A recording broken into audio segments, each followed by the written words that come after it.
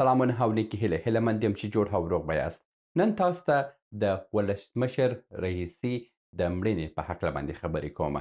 په دې هکله خبرې کومه چې ولې ولسمشران ترورېږي، ولې ولسمشران په همدې ډول باندې وژل کېږي. آیا د رئیسي پیښه حادثه وه که نه دا ترور و. نن په دغه باندې چې څه موضوعات تاسو ته وړاندې کوم ستاسو سر به هم خلاص وي چې و په رښتیا هم دا ترور و او دا یو حادثه نه وه. زه پر دغه باندې خبرې کوو او تر اضافي خبرې تېرېږو. مخکې تر دې چې د رئیسي په هکله باندې خبرې کوو، د ولسمشرانو د سفر په هکله باندې خبرې کومه. چې کله هم یو ولسمشر د یو موقعیت څخه بل موقعیت ته سفر کوي، په لومړی قدم کې د هغه ټوله هغه سایي امنیتي سیستم کنټرولېږي. چې کله امنیتي سیستم کنټرول سو، بیا د هغه د سفر په هکله باندې بحث کېږي چې دا به په تیارې کې ځي که دا په موټر کې ځي. که په تیارې کې تللو، بیا هغه د تیارې ټول سیستم مخکې تر دې چې ولسمشر حرکت وکړي، هغه سیستم یو چیک اپ کېږي که په هغه کې اندکه ستونزه وه، هغه ستونزه حلېږي، که حل نه وه یا تیاره بدلېږي او یا بیخي سفر کنسل کېږي. په بل قدم کې د هوا حالاتو په هکله باندې معلومات کېږي. د هوا حالات چې دي، که تاسو د هوا د حالاتو ویډیو لیدلې نه اوسي، هغه لینک یې تاسو ته دلته پرېږدم. که د هوا د حالاتو په سیستم باندې تاسو پوه سوئ، نو انشاءالله چې د دې موضوع په ټولو ابعادو باندې تاسو سر خلاصېږي. هغه ویډیو دلته لینک یې پرېږدم، هغه وګورئ. دریم قدم کې د هوا حالات کنټرولېږي چې دا ولسمشر چې په کوم لارې باندې ځي، د دې لارې ټول هوا حالات کنټرولېږي او چې کله هم هوا حالات خراب وه، د طیارې پرواز ورته اجازه نه ورکوي. لکه څنګه چې دلته تاسو په تصویر کې وینئ، دا نوي ماډل طیارې چې اوس په نوي ټکنالوژي باندې را روان دي، دا طیارې تر 15 کیلومتره خپل مخ کې دا ویني چې زما په مخ کې څه را روان دي. طوفان را روان دی، وریځ را روان دی، سیلابي بارانونه را روان دي، واوره روان ده. دا ټوله دوی ویني. دا په دې ډول باندې دلته ویني. دلته چې د پیلوټ په مخ کې حاکم سکرینونه دي، په هغه سکرین کې دلته ورته ښکاره کوي. دا ښکاره کوي چې په دغه سیمو کې، په دې سیمو کې خپل ځان مه ټکروه. مثلا دا وریځ چې ده، دا وریځ تر ډېره ډکه د اوبو ده. دلته دا کوم څه علامت چې وینئ، دا ډکې د اوبو دي. د همدې امله دلته په 4-5 رنګونه یې ښیي. که تور و، بیخي مکمله ورته وایي چې په هغه وریځ ته نږدې هم مه ځه. که سور و، ورته وایي چې د هغه وریځ سره ځان مه ټکروه. او که مثلا زرغون و، هغه وایي چې په دې کې اوبه نشته، تاسو وایي چې ځان تیر کړي. دا د وریځو او د هوا د حالاتو کنټرول دی چې پیلوټ ته ورکول کېږي. بیا پیلوټ څه کوي؟ پیلوټ د همدې لارو څخه چې مثلا خالي لارې دي، په همدې لارو کې ځان تیروي. دلته چې وینئ، دا مثلا یو طوفاني حالت دی.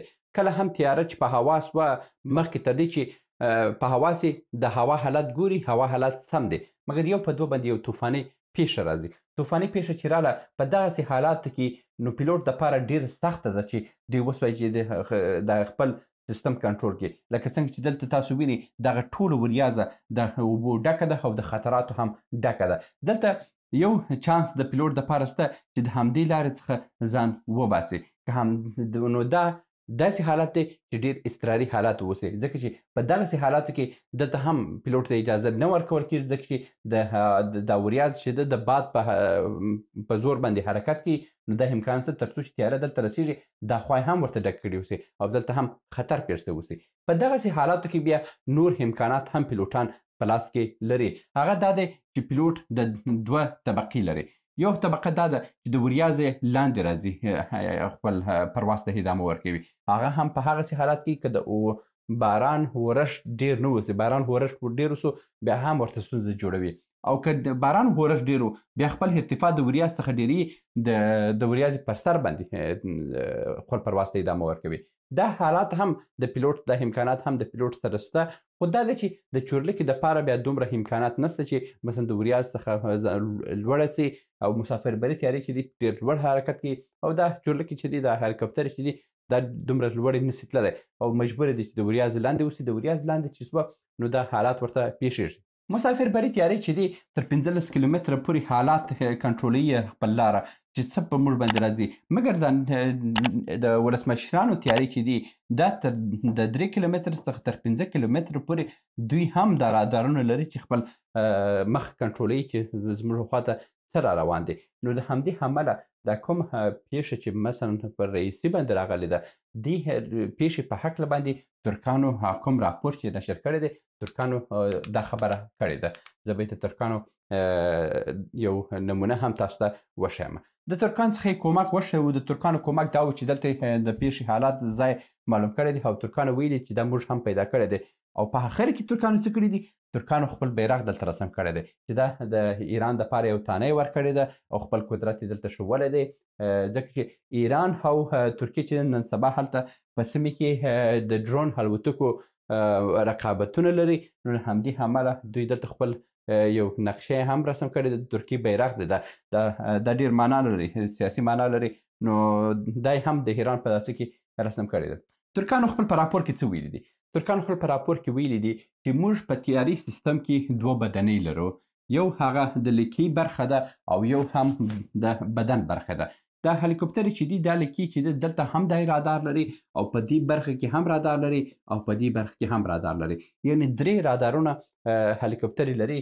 که مثلا دا بدنۍ پاته سوه دا هم د ځان څخه سیګنالونه پخشوي او مرکزي رادار ته د موقعیت احوال ورکوي چې په دغه موقعیت باندې تیاره سقوط شوې ده. او دلته که دا بدنۍ جوړه وه دا خو خبر ورکوي رادار ته، او که دا سر کې په منځ کې پاکه ده د بالون په منځ کې که دا جوړه وه دا راپور ورکوي. یعنې درې منبع د راپور شته چې کله هم یو تیاره سقوط کوي نو دا درې منبع خبر ورکوي مرکزي رادار ته. اوس ترکان وایي چې دغه هر درې سره منبع بندې وه نو چې دا بندې وه مطلب دا و چې د رادار سیستم څخه مکمله دا تیاره ختم وه او دا کوم سفر هم چې سوی دی رئیسي بیچاره یې فقط ورټېله کړی دی او سړی تر کنټرول یې ایستلی دی او وچلی دی. نو د ترکانو د دغه راپور په اساس باندې دا راپور منطقي دی او دا ټولې تخنیکي خبرې دي چې دوی وایي چې د ده لیکي مکمله جوړه ده په لیکي باندې هیڅ هم سوي نه دي مګر او د کومه مخ بدنۍ چې ده هغه مکمله د منځه تللې او سوځېدلې هم ده. نو اوس دوی وایي چې که هغه بدنۍ وسوځېده نو لیکي خو جوړه ولې د لیکي څخه د سیګنالونه رالاله ولې رادار لیکي ونه پېژنده نو له همدې امله دلته ښکاري چې دا سړی ترور سوی وي. دا ترورونه ولې کیږي؟ ترورونه په دې خاطر کیږي د مثال په ډول باندې رئیسي چې کله هم یو ولسمشر خپل ظرفیت ونه لري او خپل سیستم کنټرول نه کړي لکه ایران غوندې هیوادونه روسیې غوندې چین غوندې هند غوندې پاکستان خو هسې هم حکومت نه لري هغه د نظامیانو څخه دی. همدا ډول باندې ترکیه او زیاتره هیوادونه چې دي د دوی هغه استخبارات یو برخه لري چې دوی د ولسمشر کنټرول لري د بهرنۍ چارو وزارت کنټرول لري. دغه اداره ویني چې ولسمشر ضعیفه دی او نسي کولی هیواد کنټرول کړي او د هیواد حالات مخ پر ترنګېدو روان دي او حالات مخ پر خرابېدو روان دي نو په داسې یو حالاتو کې بیا څه کار کوي هماغه استخباراتي اداره چې موظفه همدې کارو دپاره ده د ولسمشر ته یو خبر ورکوي چې ولسمشره ته خپل استعفا وړاندې کړه او په یو ډول د هشکالو دا خبر ورکوي. که ولسمشر هوښیار و خو هماغه خپل استعفا وړاندې کوي او ترې تېرېږي او ځي خپل ژوند کوي.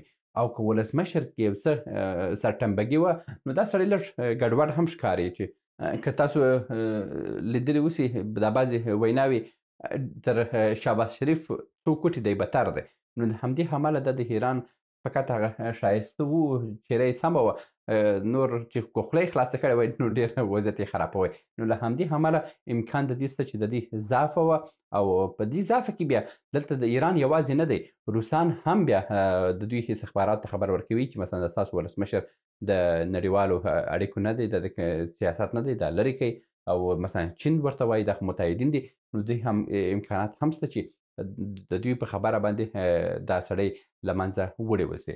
په دویم قدم کې امیر عبداللهیان چې ویه هغه د بهرنۍ چارو وزیر دا هم دومره تکړه نه ویه په دې وخت د دې په راتګ سره د ایران هغه سیاسي کوم لیول چې و هغه ډېر ټیټ سوی ویه او د بهرنیانو سره یې اړیکې چندانه نه وه غربي هیوادو سره یې اړیکې خراب سوي وه نو جواد ظریف چې و چې ډېر په لوړ سطح باندې سیاست یې کولو نو امکان لري چې برته جواد ظریف بهرنۍ چارو وزارت ته راسي او همدا ډول دا سړی لرې کړي یو بل کس وړ کس به ورته راوړي نو دا امکانات هم شته. اوس راځو د ولسمشرانو او د رهبرانو په ترور باندې خبرې کوو چې دا هغه د رهبرانو لست دی چې په تیارو کې وژل سوي دي. په دې کې ضیاءالحق هم شته چې ضیاءالحق هم په همدې ډلې کې و چې په تیارې کې هلاکت ته ورسېدی. د ضیاءالحق په 1987 کال کې هلاک سو او مثلا د لبنان صدر اعظم په تیارې کې ووژل سو. همدا ډول باندې چې راسو ډېر یو لوی لست دی. فلیپین لا وژل سوی دی. د هراق عبدالسلام عارف رئیس جمهور په 1966 کال کې وژل سوی دی په تیارې کې. همدا ډول باندې چې راسې د هند کې په 2009 کال کې په همدې 2024 کال کې څه موده وړاندې هم یو کس ترور سو. نو دا خبرې په سیاست کې شته او دا یو عادي موضوعات دی د ولسمشرانو وژل او ترورول. خو بس خدای دې هغه وکړي چې د ملتونو خیر پکې کې اوسي. دا چې روحاني یا رئیسي تللی دی، یو بل به راسي یو بل راسي، نو دومره هم ضرور نه ده چې موږ پکې کې خپل منځني جنګیالونه جوړ کړو. دا د دوی خپل کار دی، وژل سوی دی، یو نوی کس به راوړي. نو په دې ورځ کې یو خپله خبره هم ده چې حتی بعضې کسانو په ایران کې رخصتونه او داسې نیولي دي، ځکه چې دا رئیسي یو وخت کې دی کاجلګوزاتو د ډېر کسانو وژلي دي او ډېر ظالم کس و. نو د همدې امله اوس په ایران کې ډېر خلک هم خوشحاله دي چې دا مړ سو. دا و د نن ورځې موضوع. انشاءالله چې په ډېر موضوعاتو باندې دلته په دې ویډیو کې ستاسو سر به خلاصې اوسي چې ولې دا ولسمشران ترورېږي. دلته ډېرې سیاسي خبرې دي او په همدې اساس باندې ترورېږي او دا معمولي خبرې ده، یو تازه خبره نه ده او دا حادثه نه ده. دا زیاتره کسان وایي چې حادثه وه. 2-3 ورځې ماته هم نشي چې حادثه وه، مګر په اصل کې دا همدن او دا ترور ګڼل کېږي. دا و د نن ورځې ویډیو. تر بیا مو بالا سپارم. مننه.